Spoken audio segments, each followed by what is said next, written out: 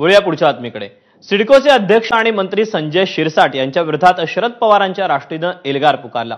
नवी मुंबई ते सिडको विरोधात मोर्चा काढण्यात आला। सरकारच्या आदेशानं सिडकोनं बिवलकर कुटुंबाला 53,000 चौरस मीटरचा भूखंड देताना 50,000 कोटींचा घोटाळा केल्याचा आरोप रोहित पवारांनी केला।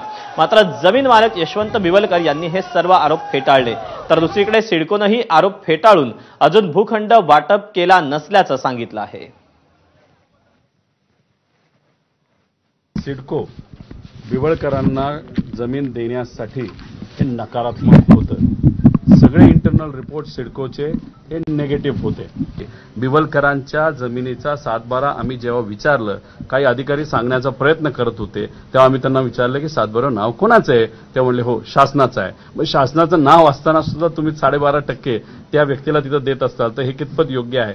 त्यामुळे याच्यात मोठा भ्रष्टाचार झालाय। ईडीपेक्षा आम्ही तुम्हाला आश्वासित करतो, सर्व भूमिपुत्रांना आश्वासित करतो, हा जो स्कॅम आहे जो झालाय त्याला आम्ही निकालातच लावणार आणि जे कोणी जबाबदार आहेत त्यांना सुद्धा त्यांच्यावर कारवाई ही झालीच पाहिजे अशी आमच्या सगळ्यांची मागणी आहे।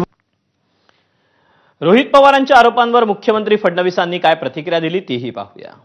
रोहित पवार किंवा ही सगळी मंडळी रोज असे आरोप करत असतात, पुरावे दिले पाहिजे ना।